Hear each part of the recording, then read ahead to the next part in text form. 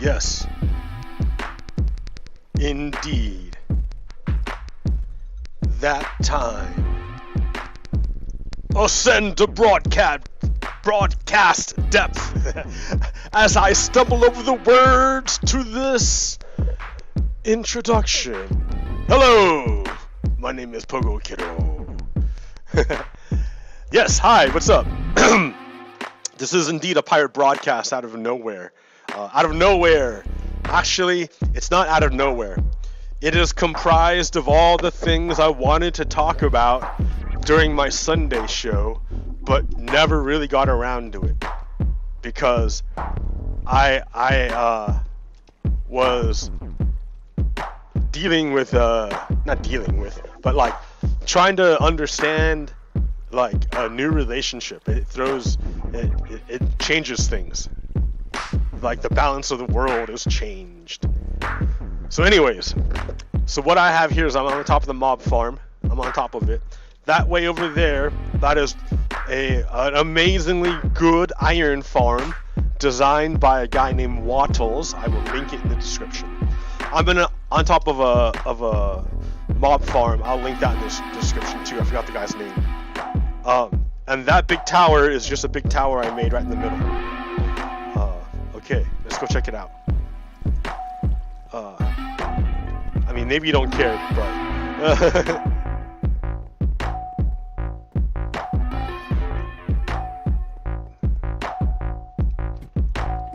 yeah. Ooh. Yeah, there's the tower.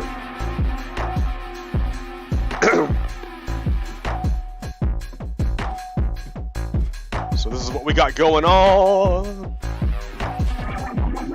Yeah, do I have any sound? No. Options. Oh yeah, sound. Okay. The flag is still there. So what happened was Comrade Stewart redesigned the downstairs. And it looks really good. This looks great. I dig the fire behind glass for safety. But then he put all our stuff down here in this room, and it was just. It took a long time to get to anything. You see what I mean? Everything is like far away and hard to get to. Like, I'm not coming way down here to put wheat.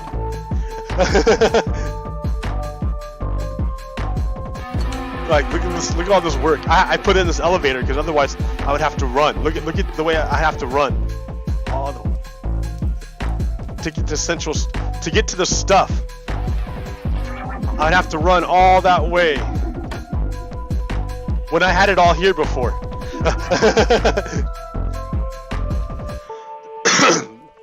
So yeah, so I'm like, here, let me show you how to make a central repository.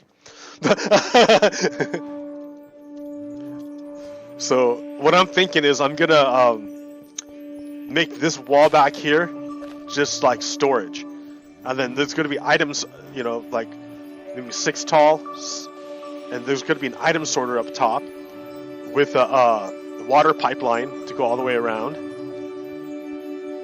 And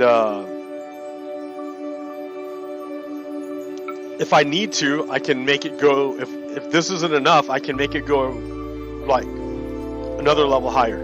At the end of this, I can make it go up again and make another row of item sorters up there at that level, second level. In fact, I can even redesign this so that it would be even with the second row, should the need arise. That's what I'm foreseeing. I'm like working this out in my head because I'm not really sure what I'm doing. But, you know, hey, it works, right? Okay. So, what have we... So, yeah, and then like, that, I dig that, that skylight. I think that's a great skylight. I like how that turned out. Okay. So there's that. We have our breeding facilities, which is working great. I've stopped it up, I think. I've stopped it. Because too many people. You gotta slow down, man. I have to like make everything first.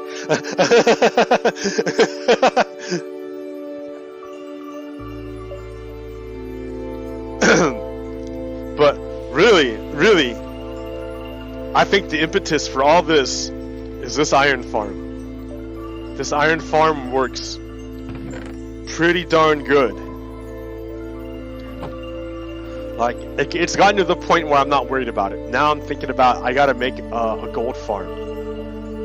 And all the work I need to do make a gold farm, which means I have to go mine in the nether. And if I'm gonna mine in the nether, I might as well go look for netherite. Right? And that means a lot of dynamite. Which, you know, I have. I can get more sand.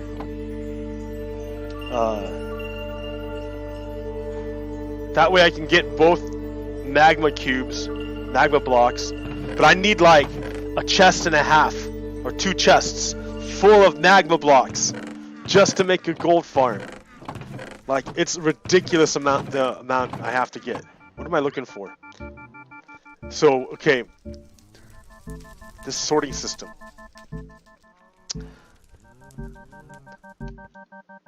What did I come down here for?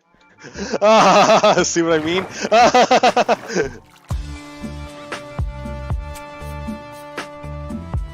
I totally forgot. But yeah, this iron farm.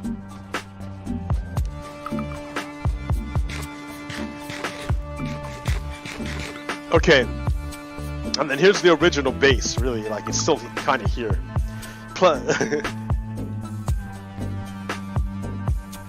It's just attached now to a giant tower. That's going to be a huge base. And then I'll even move the nether portal over to like maybe a more convenient location. And I can tear out this wall and connect it to this elevator and make this like a thing. That way you don't have to go down a little tiny hatch to get to the stuff. Otherwise that's just ridiculous. That takes too long. Then a proper furnace system too. Come on. Okay. Now I didn't start Minecraft to show you all the work I've been doing. I started so I could like show you the stuff I wanted to show you during the last episode, but I didn't. So I don't know where I'm gonna start at. But I think the first one I'm gonna do is something I learned from Lemieux? Is that her name? I forget. Lulu Lemieux.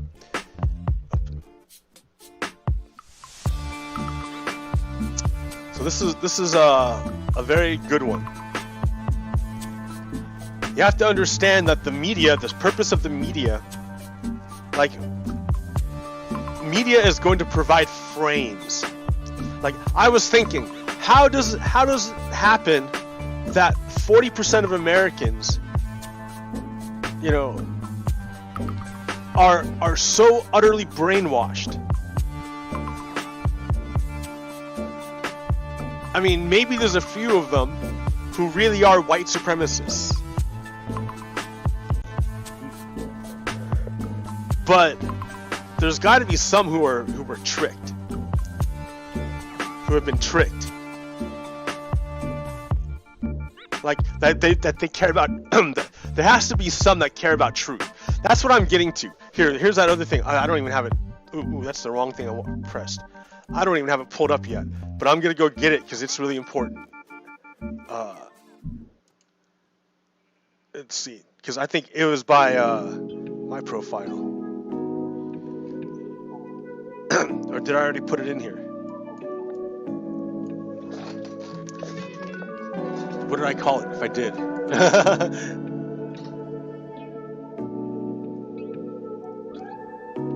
No, it's not in here. So, there it is. I'm gonna go snip. grab this super quick.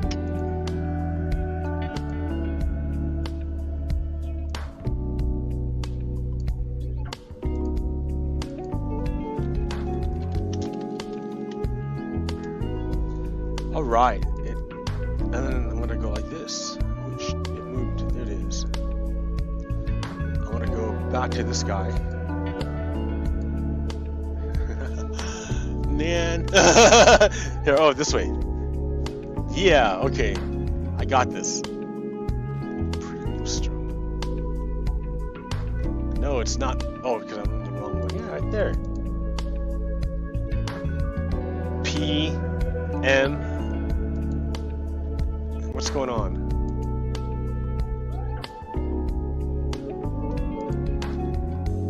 There we go. No. Sort by. Is there a sort by? Come on, because this is not working. This is like hurting me. The bottom. It goes from the bottom. Okay. So I'm gonna provide a frame for you about what's going on in our country right now. This is a frame, right? The media provides a frame, but the media is pretty crappy at doing frames sometimes. And if you're a certain kind of media company, the frame you give is going to be wrong. So I'm going to get a frame that's very clear. It is fundamentally about a power struggle between those who want to ensure white conservative minority rule versus a multiracial democracy in the United States. Those who don't grasp that are not understanding the situation. That's why they keep expressing shock at conservatives flip-flopping. See, because the fascists are not being inconsistent. They were doing whatever was necessary to advance the white supremacist agenda during the Obama administration, and they're doing the same now. It's liberals and moderates who keep operating in a fantasy of bipartisanship and constitutionality. We're in the middle of a coup. It's a power struggle, right? What have I been saying from the get-go? That this has been a fight between the Confederacy and the Union. The Union is made up of people who believe in democracy, and the Confederacy is about white supremacy.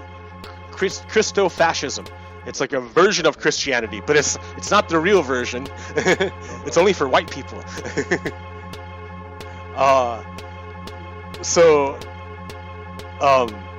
But it's how they justify it. So frames. I was talking about frames. So yeah, back to Lulu Lemieux, who told me about George Lakoff, right? Frames are mental structures that shape the way we see the world. As a result, they shape the goals we seek, the plans we make, the way we act, and what counts as a good or bad outcome of our actions. In politics, our frames shape our social policies and the institutions we form to carry out policies. To change our frames is to change all of this. Reframing is social change. Change the way you think about the world. The frame's the thing that binds your thinking. When Morpheus tells Neo that he has to free his mind, what he's saying is you have to break the frame. Neo has a frame, like a particular frame of reference, and a mental model of the world. And so, because he believes the world is this way, he's going to act in these constraints. And Morpheus is telling him, no, man, that mental model you're working from is outdated. It's broken. It doesn't work. And it's constraining you. Watch. And he goes, and he jumps across the building. And so yeah, Neo, he's gonna try, he's gonna do it, and he runs, and he can't do it because it's really, really powerful.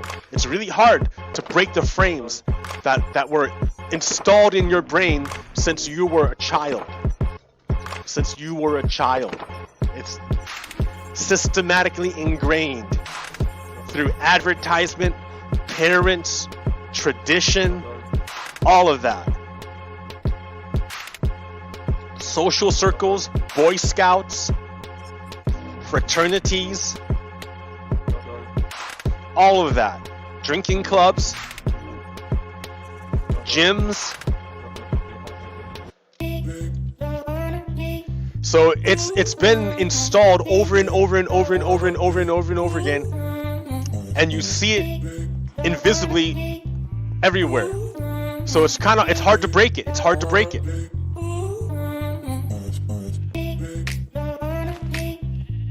It's hard to break. It's hard to break. But frames, when you break a frame, it's like liberating. It's amazing because you have a new dimension of freedom. So one way of looking at it is, okay, so one frame of history, the frame of history that I was taught in public school, you know, through high school, or at least elementary school, was that the Pilgrims came over, they made friends with the Indians, they had Thanksgiving, the colonies formed, there was a war for independence against England, and it was because freedom and justice for all, and all men are created equal. Then the Civil War happened, and the North beat the South and freed the slaves. And then World War II happened, and Americans beat Hitler and beat fascism. And then Soviet Union was the big bad guy with nuclear bombs, and we're all gonna die. That's what I remember growing up as a kid. So those were the frames I was given to work with. I had to unlearn, because America was painted as the good guy, and I had to unlearn a bunch of stuff.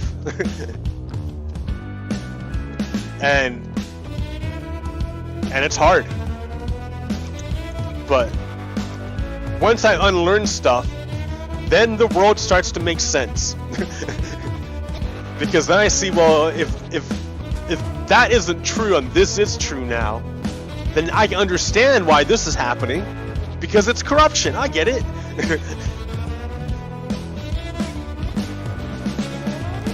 So if you change the frame, you change your perspective, and all of a sudden the world makes sense, and actions that seemed unreasonable now seem reasonable. And things that were things that were reasonable before are now unreasonable. It's literally changing the world for a person.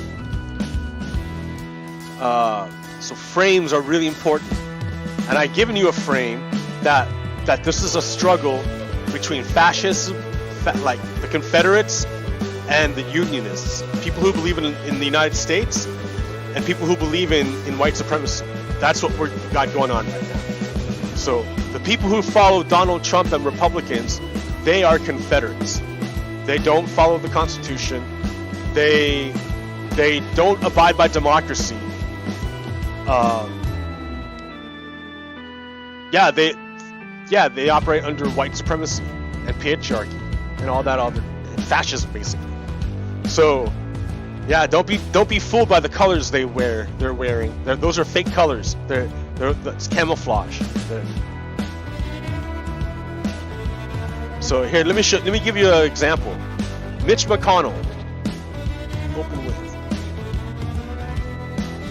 That's Mitch McConnell. He's the Senate Majority Leader. He stopped Obama from appointing a Supreme Court Justice, Merrick Garland. Obama asked all the Republicans, what do you think would be a good person for the Supreme Court? And all the Republicans said, this guy here, Merrick Garland. All of them. They all said it. They're all on record saying it. So then a opening opened up, and that's exactly the guy that Obama picked. The guy that all the Republicans said that was good, Obama picked him. And this guy right here, this guy right here,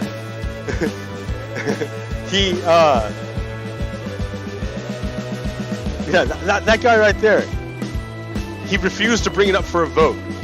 he wouldn't let anybody vote for like a year. He changed in other words, he changed the number of Supreme Court justices to 8 by himself because he didn't want to let anyone vote.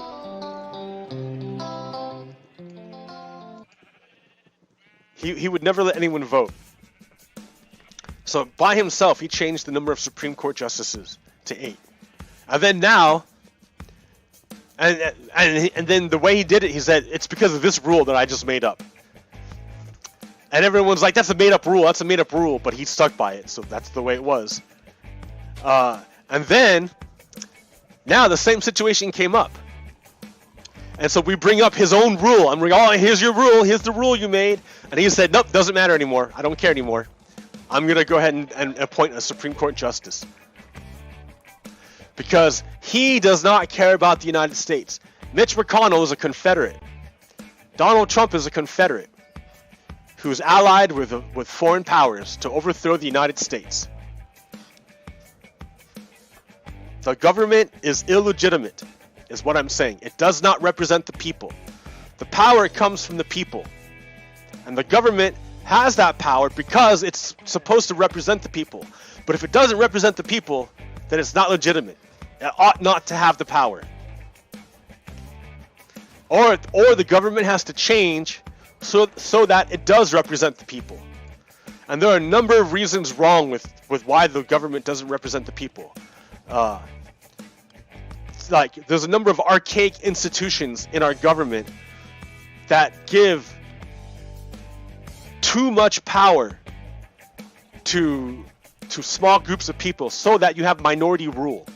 Donald Trump is an example of minority rule. He's president with a minority of votes. And he's enacted sweeping changes to the way our government operates. He's dismantled our government. He's wrecked our government. Donald Trump has wrecked our government. That's what he's done. And the Republicans helped him. Because and you say, why would the Republicans help Donald Trump wreck the American government? Because they're Confederates. They're Confederates. They believe in a fundamentally different way of thinking. They have a different way of thinking. Their goals are different than our goals. Here, can I find it again? Frames. Open with in-frame view. Can I open 2? That'd be awesome. Oh no, I opened it this way. Ah, this way. Open. It doesn't show up. Okay, so I can do it like this. I can just hop real quick. So frames are mental structures that shape the way we see the world. As a result, they shape the goals we seek, the plans we make, the way we act, and what we count as good or bad outcome of our actions. So what you think is a good outcome of government, they think is a bad outcome of government. If what you do is uplift poor minority Americans and help them succeed in the United States, they see that as a bad outcome. They see that as, oh, you're taking money from the rich and giving it to poor people. So for them, it's supposed to work the opposite direction. They think the rich should get richer and the poor should get poorer. They don't believe in democracy. They believe in aristocracy, elitism, hierarchy. So that's Confederates, that's what they believe. That's what they believe. They believe in a pyramid-shaped structure for society. And so, yeah, it's you know, that's what's going on. So we have a battle of paradigms. We're fighting for control of the soul of America. I mean, I'm not. This is not hyperbole. This is what's actually happening. We have diametrically opposed visions of the future and of what this country is about. And the way we're fighting it is a lot through information. Go this way.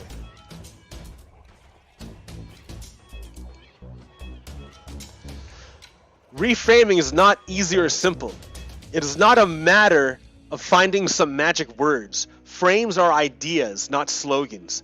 Reframing is more of a matter of accessing what we and like-minded others already believe unconsciously, making it conscious and repeating it until it enters normal public discourse.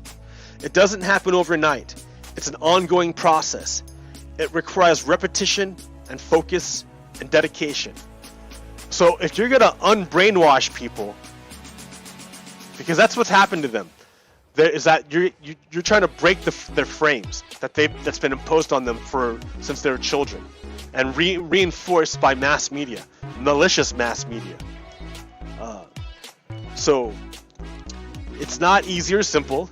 It's not just finding the right words. It's more of a matter of accessing what we and like-minded others already believe unconsciously.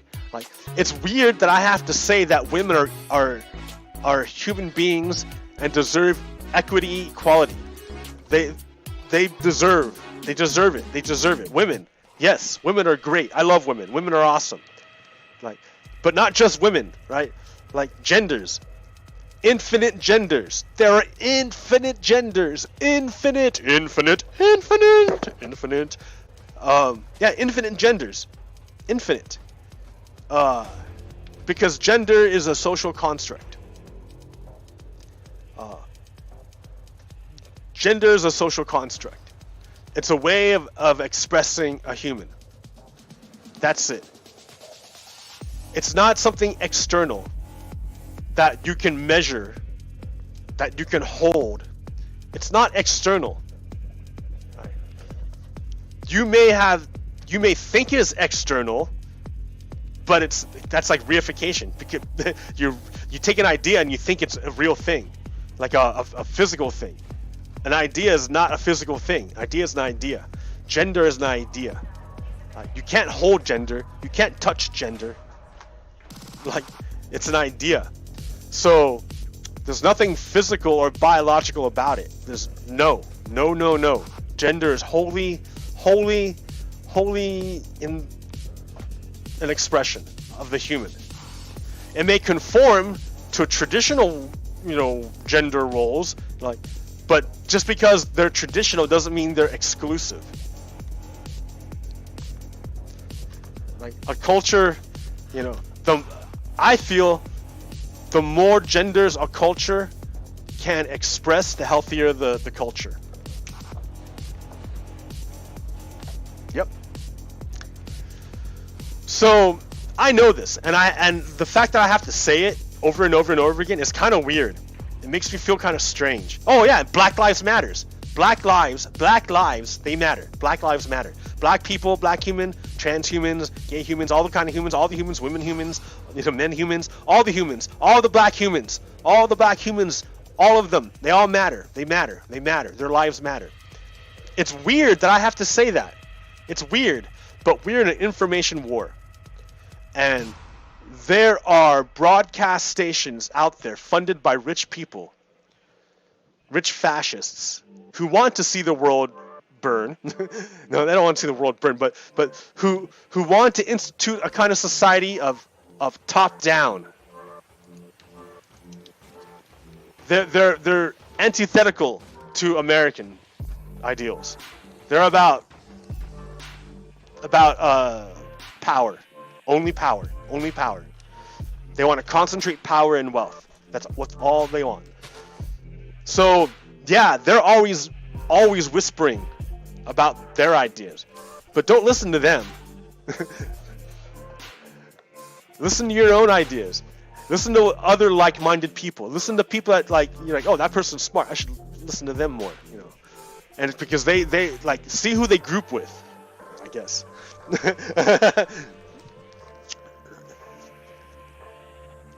And yeah, and repeat like things that you think are obvious. Repeat it and make sure it's obvious to everyone else too, because you'll be surprised at how many things are not obvious. And if you leave it unsaid, that leaves room for a malicious person to come in and define it for you. So if you don't define it, someone will define it for you.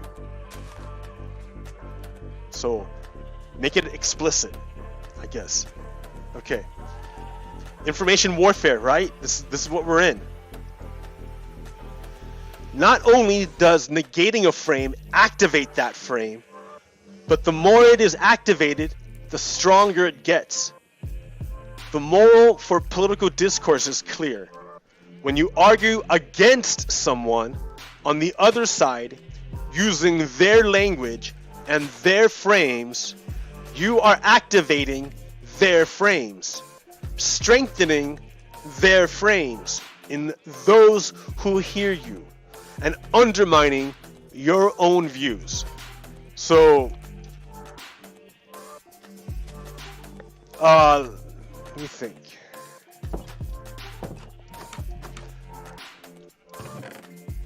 I think the best way of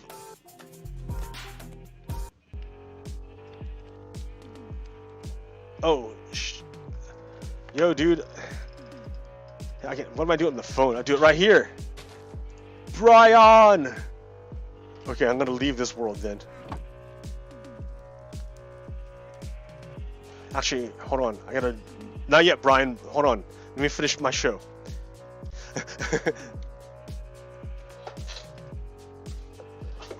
Okay.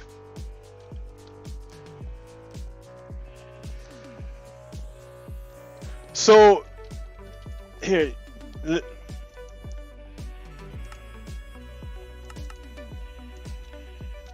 So think of it like a frame, like a trap door. And like an example of this, here, let me shrink this down a little bit. An example of this, what's a good example of this? What's a good example?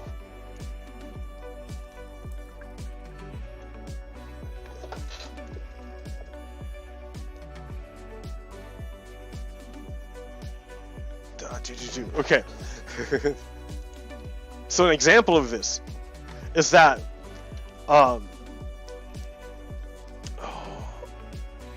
rioting. They whenever you talk about to a Trump supporter or a fascist, what they want to do is, what they always complain about is like, yeah, I want to stop the rioting. Boom. It's all this stuff is all about all these problems stem from the rioting and the looting. That's the problem. It's the riot. I don't mind peaceful protesting, but it's the rioting and the looting. Dude, I need to get redstone. I don't have any lamps. I can't make a lamp out of it.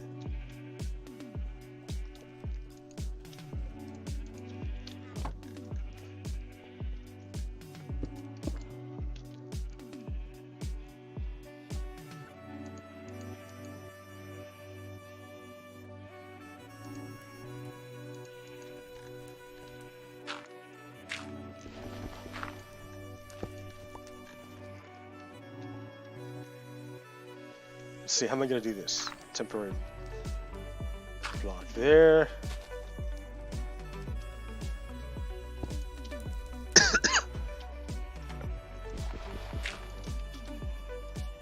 Oh, hey, I don't have to get all complicated about it. Dude, how am I... Here, okay, so the redstone's different. Here, I'm making it harder than it has to be.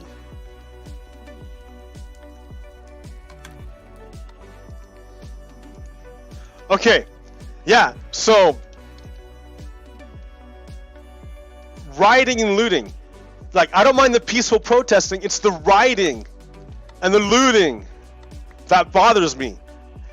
When the rioting and the looting is just out of control. That's why the police are acting that way, it's because it's the rioting and the looting. Alright, so what they're talking about here, what they're talking, dude, what are you doing? What they're talking about here, damn it, that's what I want, okay, is that if you negate a frame, you activate the frame. Just by talking about it, you strengthen it. So that guy who was talking about rioting and looting, right? Look how much crap he spewed out. 1, 2, 3, 4. And then if I try to negate the frame, I'm like, no, it's not about rioting and looting. Because if that just happened a long time ago, that was just in the beginning of the rioting, and only in the beginning when there was looting. But it's not any rioting or looting anymore, dude. It's not happening. Stop talking about rioting and looting. That's a lie when you talk about rioting and looting. Look how much I've added now to the crap. I like quadrupled the crap. By accepting his words and reusing his words, I add to the crap. I just keep adding to it. So instead of doing that, when someone says, "Oh, it's the rioting and the looting," what you say is, I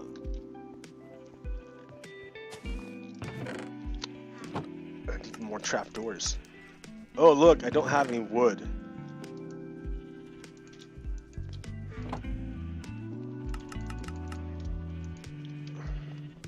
So instead of talking about rioting and looting, I go, yeah, like the police love to riot.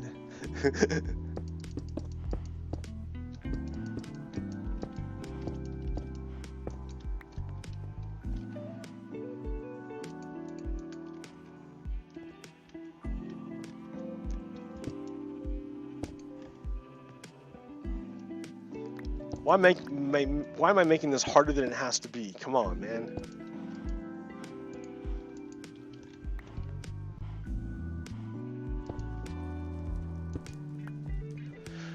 So instead of talking about looting and rioting, I'm like, yeah, it was police. The police love to riot. The police are so brutal. Every time the police come out, they riot. The police keep doing it. They're so brutal. The police, they riot. You should defund the police. If we can defund the police, maybe they'll stop rioting because the police are so brutal. And then now when they talk about you, they're like, the police don't riot. You know, the police weren't doing anything bad. Like, oh yeah, the police were totally doing bad stuff. So now you're reframing it. You're changing the frame of the argument. You're not talking about looting and rioting. You're talking about police brutality and the systemic racism accompanying it. And so don't even talk about their stuff. It's like a bait trap. They're trying to trap you. They're trying to trick you into activating their frames by luring you into an argument with them. Instead of doing that, just reframe the whole thing and get them to come to your side and activate your frames to get them to talk about your stuff instead of you talk about their stuff. That's the way it works. What's the next thing? Man, Brian went off. I gotta look at that. Hold on.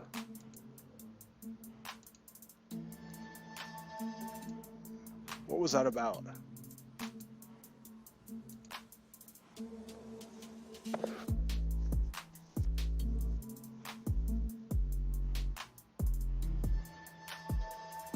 What? Okay. All right.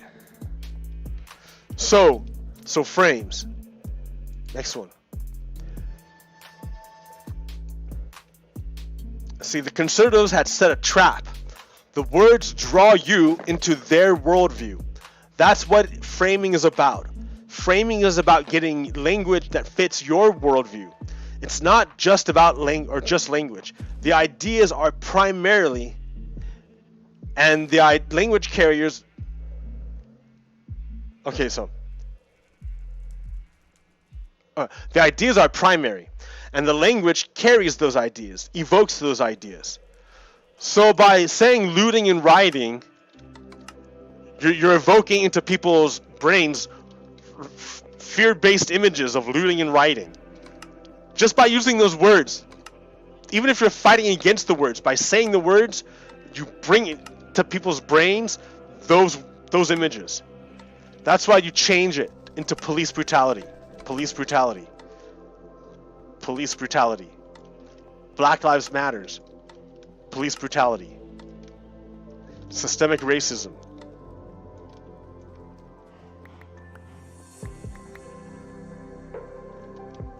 Activate, change the way you don't fall for the trap. make them come to your trap. Make them come to your farm. So here's an example. Conservatives say, oh, this is by Gretchen Koch. She's awesome. Okay, we can't let undocumented immigrants have welfare. That's big government.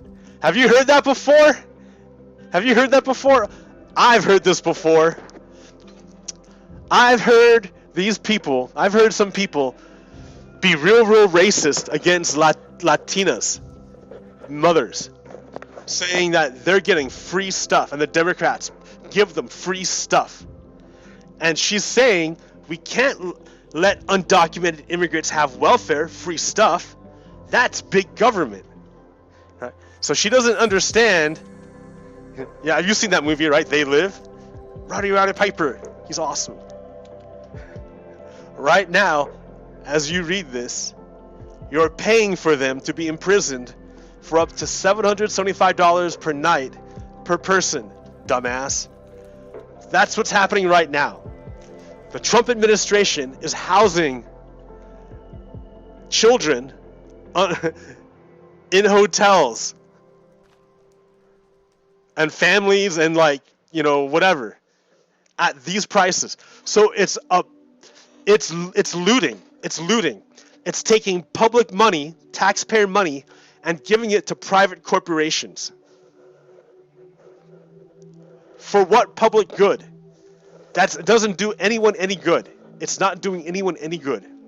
Are they enforcing immigration laws? No. They're incurring a huge cost on the taxpayer and transferring money from the U.S. Treasury to private hands. That's what's happening.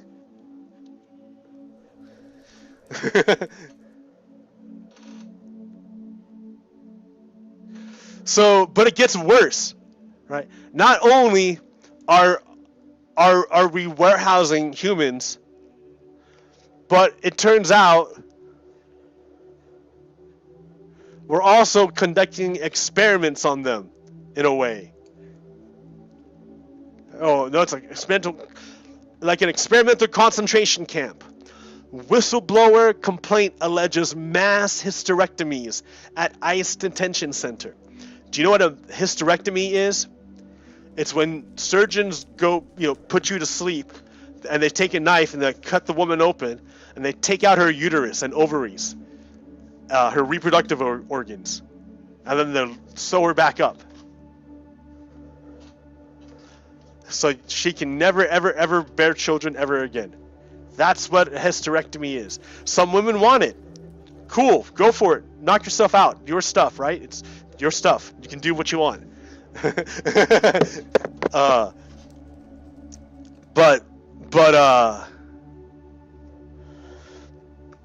But that's fine if you're willing. But if you're not willing, that's a crime. That's a crime. And if the government's doing it en masse, that's a human rights crime. That's a crime against humanity. That's massive horribleness. The concentration camps, which they've been since the start, are evolving, just like they did in Nazi Germany.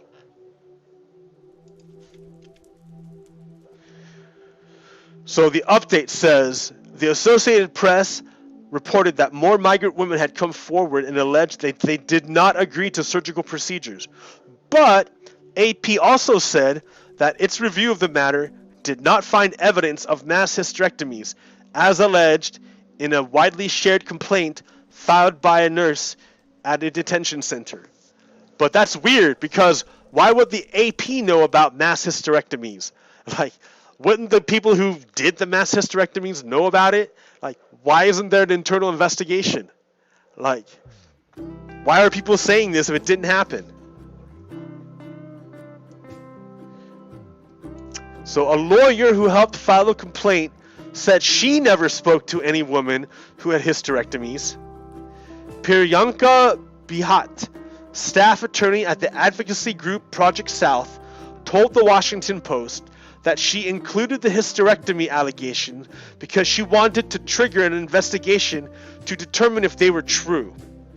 I have a responsibility to listen to the women I've spoken with, Bahat told AP Friday.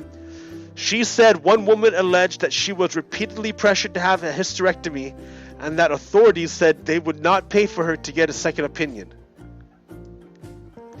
Members of Congress and groups representing Don Wooten have demanded an investigation of the nurse's claims about mass hysterectomies on Irwin County Detention Center detainees.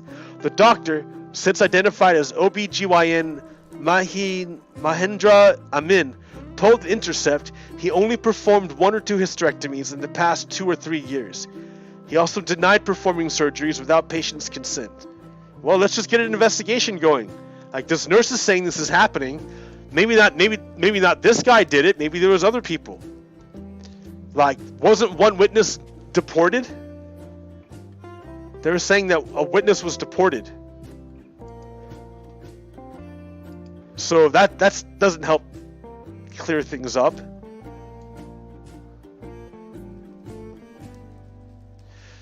So the problem is that we're in an information war. We're in an information war, and all these bad media companies are going out there putting out bad information to confuse Americans.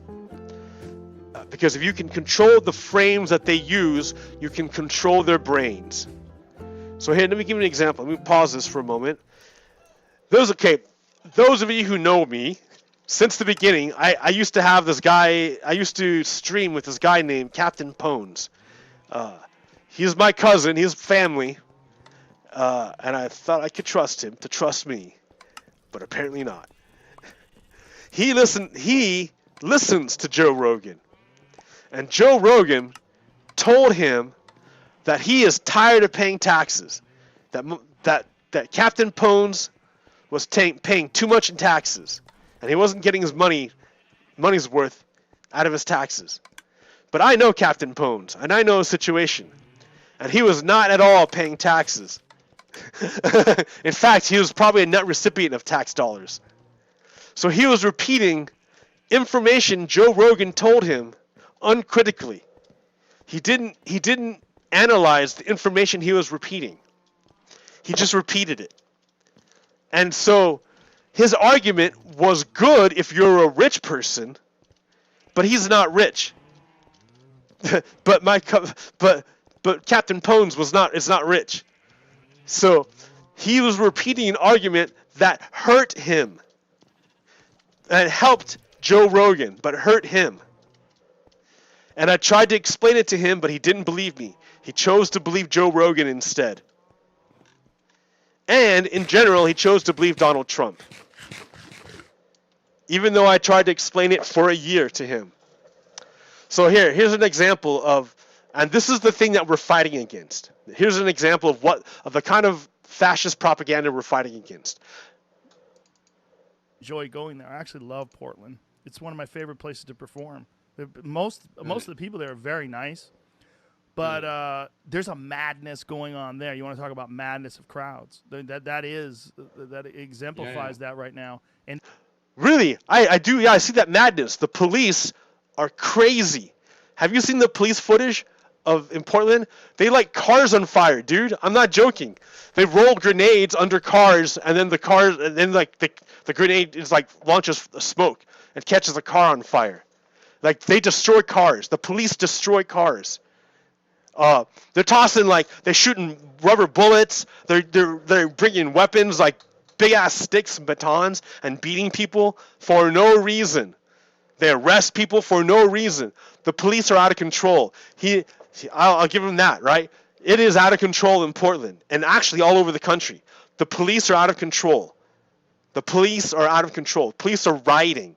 The police are going on riots. They're so violent, the police. That's why we have to defund the police. He's right. It's to me, they've arrested people for lighting forest fires up there. Yeah, they did. They arrested some random, crazy people. Not anything connected to anybody, but some random crazy people. Right. They've arrested left-wing people for lighting these forest fires. No activists. No, they haven't. No, they haven't. You're lying. You are lying, Joe Rogan. You're lying. You're lying. And this is something that's also not widely being reported. You know why? Because it's not true. You just made it up. You know, that people have actually been arrested for lighting fires up there. People have been arrested. Not leftists, not rightists, nobody. I'd love to talk to the mayor. Just say, what is your strategy for ending this? Are you hoping this is just going to die down? Because these people want your head, and they want blood, and they. No, we don't. The police are the ones bringing weapons. What we're saying is defund the police. Allocate those resources elsewhere. It's not hard. It's not hard. Why do people make it so hard? Open with.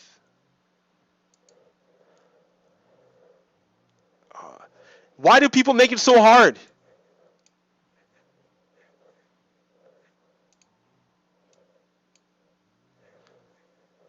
Why? Look it. How are we supposed to care? No! Listen, look it. Defund the police. That's what we're saying. It's not hard, Joe. What's wrong with you? They don't seem to be willing to settle for anything less. And You're right. Why should we settle for white supremacy? Because that's what's going on. It's white supremacy. It's institutionalized racism. All of these problems stem from white supremacy. Why don't we have universal health care in the United States? Why is that? If you ask a conservative, it's because they don't want to give free stuff to people who they think are unworthy. That's why we don't have it. And who are those lazy bums that get free stuff? Minorities, blacks, Native Americans, Hispanics, Latinos, Islanders, like whoever, like Russians, like Irish, like whoever you like, Italians, whoever, the Polish, whoever you want to marginalize, just call them that, and that's what you'll say. Oh yeah, I don't want to give those people free stuff. They don't deserve it. So we don't have universal health care. And because we don't have universal health care, we have problems with COVID-19. And we have like 200,000 dead people now. Like tons of dead people for no reason other than because Donald Trump thought it would be politically expedient. Drug treatment programs. Why don't we have drug treatment programs? Why do we criminalize drugs? Because it's a racist construct. You can marginalize minorities and feed the prison system. The prison system is just the institutionalized form of slavery. Like, change your frames, right? Change your frames. Like, all of this stuff. Like, why is sex work stigmatized? Why is sex work stigmatized? Why do you stigmatize it? Like, it's a job, and it serves a need. It's the oldest profession, so it obviously serves a need. Why is it stigmatized and marginalized and put into a position where the people who work in the sex industry can be easily exploited? Why do we do that? Why?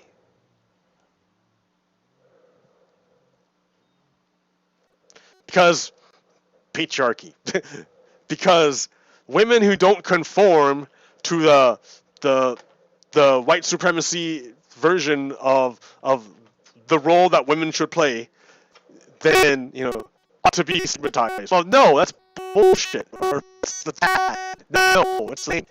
So all of it stems from like, we have competing visions of the future of this country, and Donald Trump and the Republicans represent white supremacy and fascism, and Unionists, Americans, represent democracy and freedom.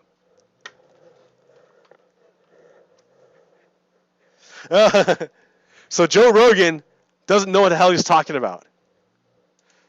Joe Rogan doesn't know what the hell he's talking about. Joe Rogan doesn't know He don't know. So, okay, to give him a little bit of credit, right? He came back. It sounds like, oh, yeah. So,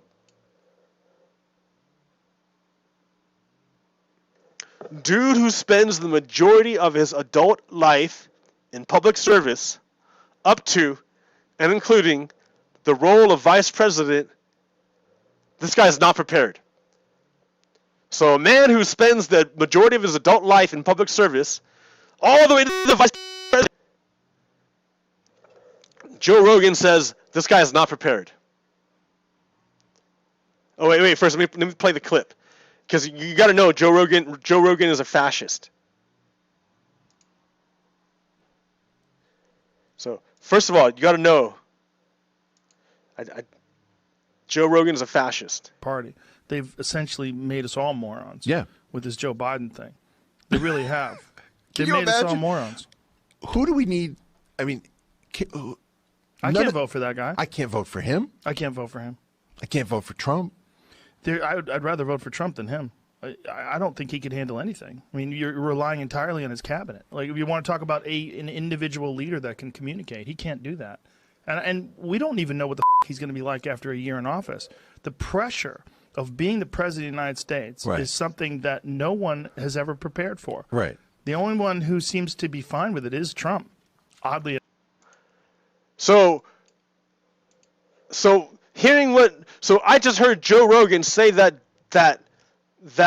Biden is not prepared and that Trump is prepared. That's what I heard. And that's what this clip was about.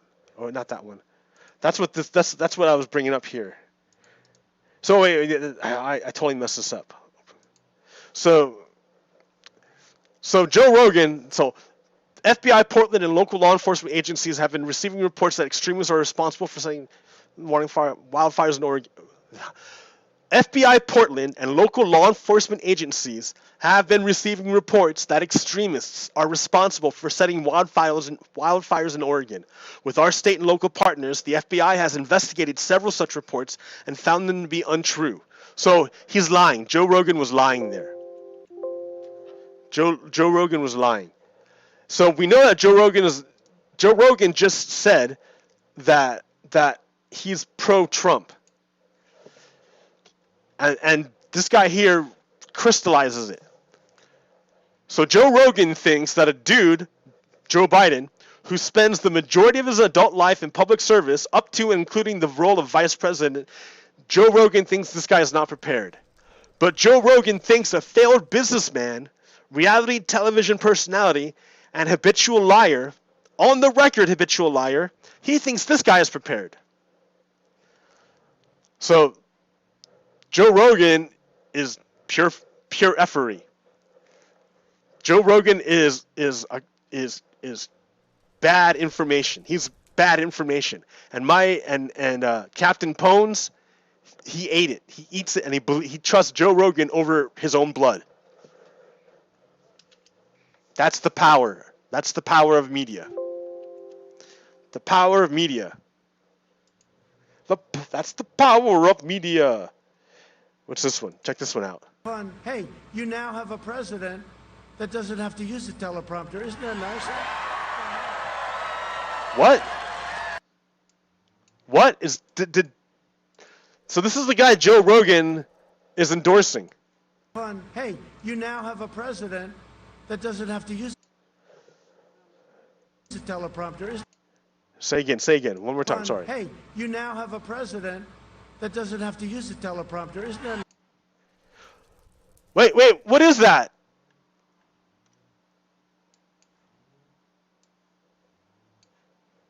Oh, here, I got it like this. Wait, what is that? What is that?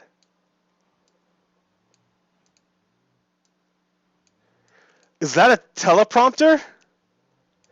Is that a teleprompter? That's a teleprompter.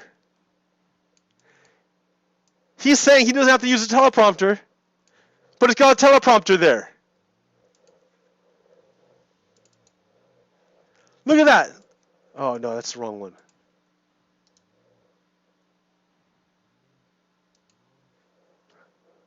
Look at. He's got a teleprompter and he's saying, what? We have a presidential nominee for one of the major parties in this country, and the bar that is set is he can deliver a speech from a teleprompter without really flubbing the lines. That's it. That's the bar for Joe Biden. This treaty threatened your subjugate, and you know exactly what's going on here. It's hard to screw up a prepared speech like this where you're reading in the teleprompter. While the social and socialist Democrats, He managed to read a speech on a teleprompter. and to avoid liability, shifting production to Thailand. The speech last night, reading a speech on a teleprompter is one thing. Americans will never fire or tire in our effort. The bar had been set so low that if he could put a couple of paragraphs together, it would have been a triumph. He read the telepromptered speech with confidence. They stared down the invasion and the hell that they had to endure. The fact is, they held like nobody could have held before. Ultimately, reading off of a teleprompter is not all that difficult of an exercise. Our army manned the air. It ran the ramparts. It took over the airports. It did everything it had to do. Yeah. Oh, commercial. So anyways. So Joe Rogan is saying that Donald Trump is, Joe Rogan's a fascist. Joe Rogan's a fascist. But he got an audience of millions. And my cousin, Captain Pones, believes Joe Rogan over me. Okay.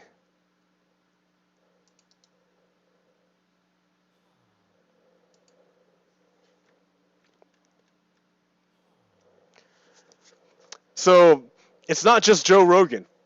There was a deputy who said, Antifa mother effers are causing hell, and there's a lot of lives at stake, and there's a lot of people's property at stake, because these guys got some vendetta. Nope. A deputy was saying that, but it's not true. None of it is true. None of the Oregon fires were set by any Antifa people. Antifa. Nope, none, zero. But why is a deputy saying that? Because he heard it from probably Joe Rogan. There's a bunch of bad actors out there spreading misinformation to trick people, to set traps, to make frames that people repeat over and over and over again and keep activating.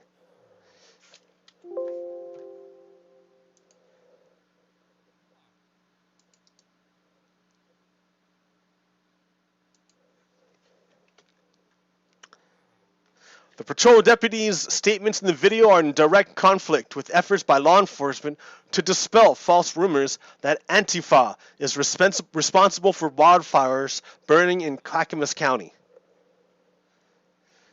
So, yeah. At least 6 men across Oregon have been accused of intentionally setting blazes during a disastrous wildfire season that has burned more than 1 million acres, killed at least 9 people, and annihilated homes, entire towns, and beloved natural areas. None of them have ties to the left or right-wing groups, or appear to have been motivated by politics, according to police and court records. Here's an example of the police rioting. The police just ran up to this guy, this protester, stole his sign, and then shot him in the crotch. Look at that, with a canister. Newly released video of a June protest in Los Angeles shows a police officer shooting up at a protester in the testicles from just feet away. Ben Montemayor, a filmmaker, was attending a Black Lives Matter protest in Hollywood on June 2nd when a police officer snatched his protest sign and shot him with a non-lethal 40mm projectile in the groin at close range. The video shows Montemayor with his hands in the air at the time of the altercation. The 28-year-old suffered severe injuries to his genitals that required emergency surgery, according to the Los Angeles Times. The LAPD has launched an investigation into the incident, and Montemayor said he plans to file a lawsuit. So they straight up just shot some dude in the groin, in the crotch. We have officers taking rocks and bottles. They're going to be at Hollywood West and Iowa. They take his sign. Watch. They're going to take his sign. Look, they're just taking a sign. And then they push him away, and then BAM! Shoot him in the crotch. Because they're fucking Nazis. Because they're Nazis. That's why they do it. The police are Nazis. There's your rioting. The police are rioting. There it is. Police rioting. I'm going to skip her for now.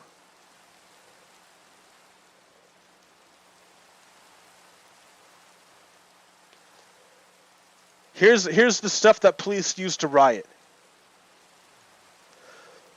This is what's being shot at people in Portland. You got these big ass canisters of smoke grenades. Who knows what's in there? You got these pepper balls. So basically, it's they're paintballs filled with pepper spray. I don't know what those things are. They look like they hurt, though. Those are probably shells of something. Yeah, one of these things. The guy got shot in the groin with one of these things. What's this stuff? Stinger 60 caliber. 60 caliber stingers. I don't know what stingers do.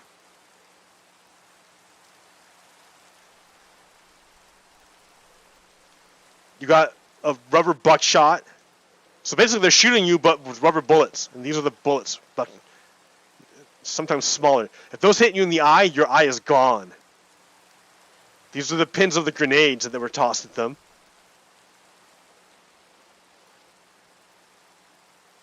Like, who knows what that is? Came off a grenade or something.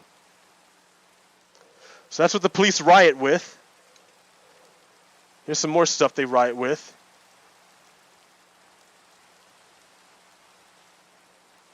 What does that say? Something impact.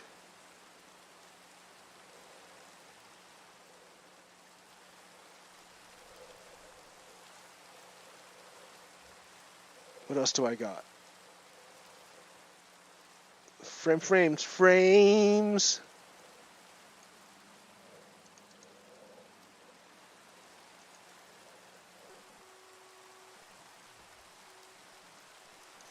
Defund the police. That's what we're saying. Defund the police. Instead of having all the money in the police, put some over here in education, put some in universal health care, some in youth services, some in housing, other community investments. You put the money in other places instead of the police. So they don't have the money to go shoot people and beat them.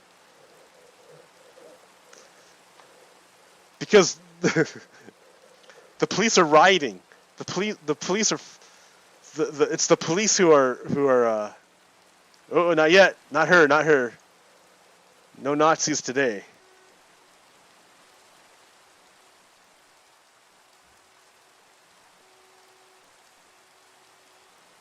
Okay, so here's the current pace of what the murder rate might be in 2020 for 50 cities with available data through at least July. Which were declared anarchist jurisdictions today. So yeah, here's our oh no.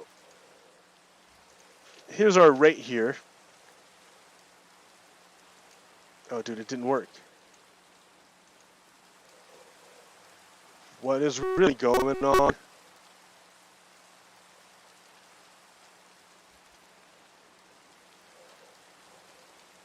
Okay. So this is the projected murder rate. So Billy Barr, the outlaw Billy Barr, declared these cities down here out of control. He says these cities down here, these three right here, out of control. Seattle, Portland, and I forget what the other one was.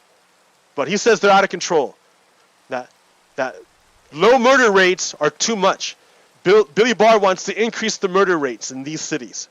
He says they're too orderly. So Billy Barr wants to increase the murder rate.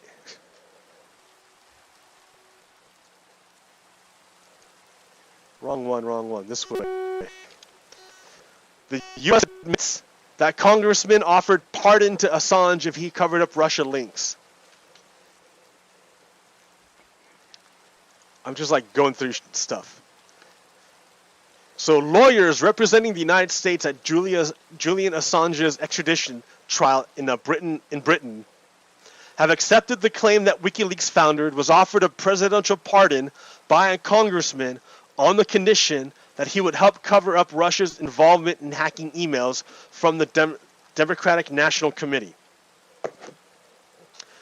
Jennifer Robinson, a lawyer, told the court that she had attended a meeting between Assange, then Republican Congressman Dana Rohrabacher, and pro-Trump troll Charles Johnson at Assange's hideout, the Ecuadorian embassy in London, on August 15th, 2017.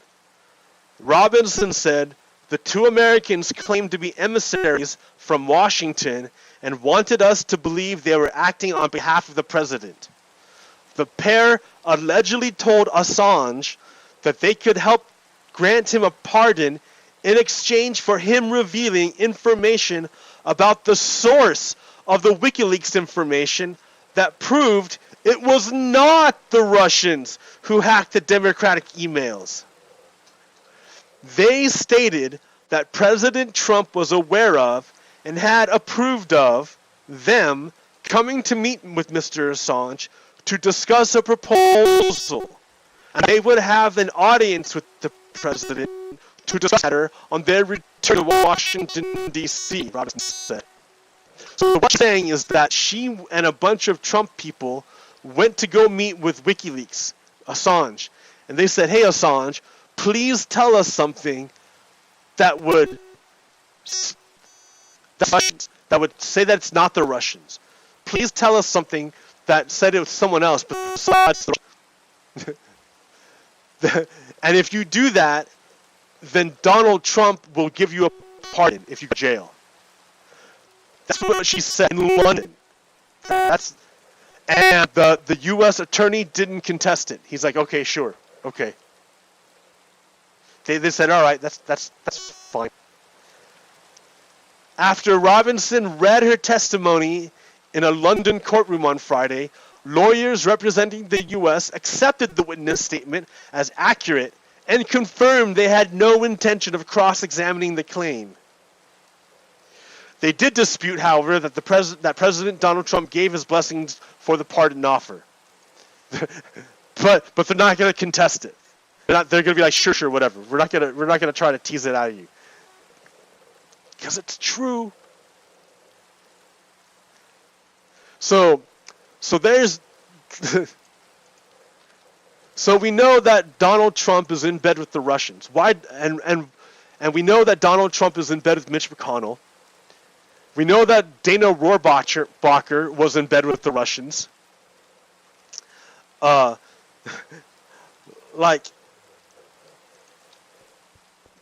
what's going on, right? We're in an information war. And the bad guys want you to believe that there's no such thing as truth. And that the only truth is who has the power. That's what the bad guys want you to believe.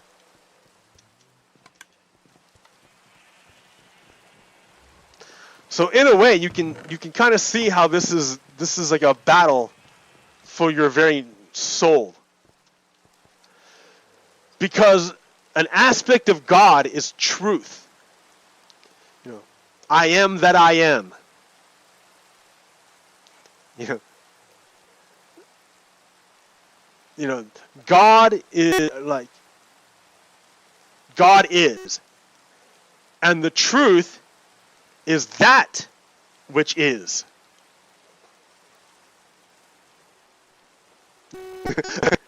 That's the truth.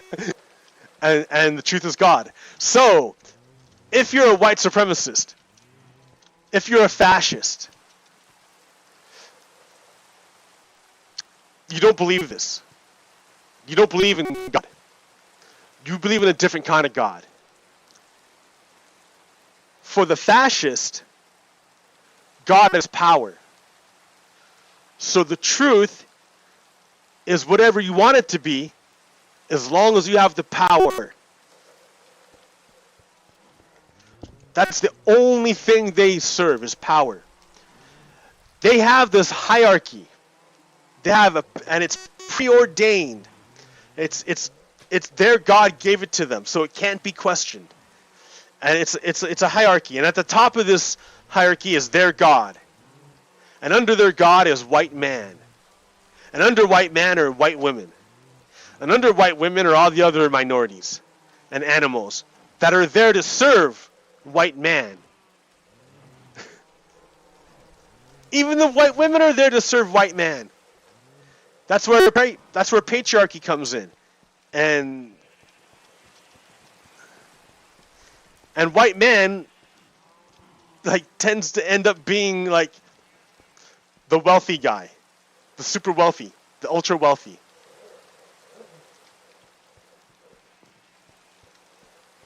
So you have these competing ideas of what the United States is about. One wants to go down the road of white supremacy, you know, they're Confederates, and the other want to go down the road of democracy for all humans and for all citizens, and that's the unions. And they're represented by Democrats right now, and the Confederates are represented by Republicans. That's the way it is. That's the way it is. That's the way it is. So Donald is a fascist, right? He doesn't believe in democracy. He doesn't believe in rule of law. He's a criminal. He's a guy. And he's gonna try big time. He's gonna try to stage a coup. So let me show you how he's gonna stage a coup. President Donald Trump signaled Saturday night that he expects federal judges to play a key role in achieving a definitive result within hours of the polls closing on Election Day. "We're going to have a victory on November 3rd, the likes of which you have never seen," Trump told a rally in Fayetteville, North Carolina. Now, we're counting on the federal court system to make it so that we can actually have an evening where we know who wins. Not where the votes are going to be counted a week later or 2 weeks or 2 weeks later, but who wins that night. So Donald Trump doesn't want to count all the votes. He just wants to count enough votes to say that he wins. That's all he wants to do. And he's counting on the judges to make his wish come true. So do you know about the Brooks Brothers riot that killed the 2000 recount in Miami? So you know, like this coup happened before. We've already had a coup in the United States. Like, it's hard to believe it, but George W. Bush was a coup. It was the Supreme Court ruled. Eventually, it went to the Supreme Court, and the Supreme Court stopped the recounting. But before the Supreme Court stopped the recounting, they were trying to recount anyways. They're going to recount it. But the Republicans got a group together, a mob together, and physically attacked the office where they were doing the recount. So they had to stop. That actually happened. It's a coup. I'm telling you, it was a coup.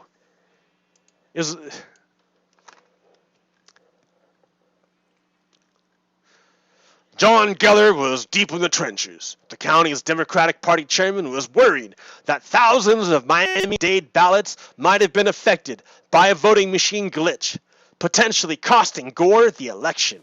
So on November 22nd, he headed to the drab government high-rise in downtown Miami, where a manual recount was underway. But when he arrived, he found the lobby and elections office filled with several dozen protesters, many of them in suit jackets and button-down shirts, like businessmen. Geller had walked into the Brooks Brothers riot protest organized by Republican campaign operatives, congressional staffers, and lawyers. When Geller asked election officials for a sample ballot to test his voting machine theory, the GOP operatives suddenly surrounded him, accusing him of stealing ballots to try to influence the election, he told the Washington Post in a telephone interview this week. This one guy was tripping me and pushing me and kicking me, recalled Geller, who is now a state legislator. At one point, I thought if they had knocked me over, I could have literally got stomped to death. But Blakeman, a Bush campaign operative who proudly admits to coordinating what he prefers to call the Brooks Brothers Rebellion, denies that things got violent. That's all bull beep, he told the Post. There was no violence. There was no threatening behavior. Yet the two men agree on a couple of key points. First, that episode played a key role in clinching the election for Bush. And that second, that the situation in Florida today is eerily similar to that of 18 years ago. Perhaps the most infamous or famous operative on the scene was Nixon's dirty trickster himself, Roger Stone. In a 2008 New Yorker profile, Stone claimed that he had been recruited by none other than James Baker III, the former Secretary of State leading the Bush recount team, and that it was Stone's idea to court protesters via Cuban radio. The idea, information warfare, was that this was a left-wing power grab by Gore, the same way Fidel Castro did it in Cuba, he told Jeffrey Toobin. We were very explicitly drawing that analogy. So Roger Stone got on Cuban radio and lied to the Cuban American people and told them that Gore was doing a Castro thing when that was not happening. He tricked a bunch of Cubans into overthrowing the election.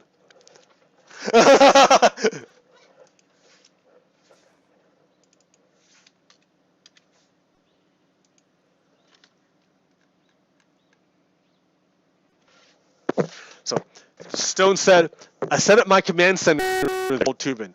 I had walkie-talkies and cell phones, and I was in touch with our people in the building. Our whole idea was to shut the recount down.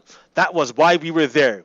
We had the frequency to the Democrats' walkies, and were listening to the communications, but they were so disorganized that we didn't listen much that was useful. So they were spying on the people who were trying to organize a recount. And their job was to disrupt it. They wanted to stop democracy. Another Democratic official told reporters he was punched and kicked as well. When Geller told authorities what was going on, however, the deputies escorted him back upstairs to see the election officials, who confirmed his account, and then to his car.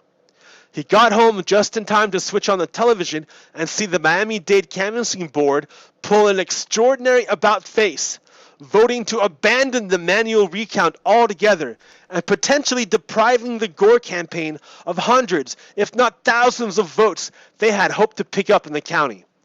All sides admitted the Brooks Brothers riot played a decisive role.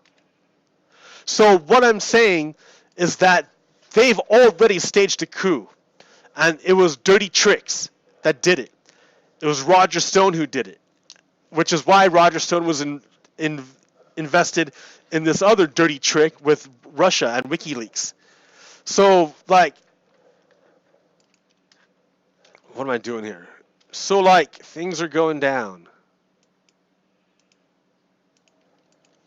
Things are going down.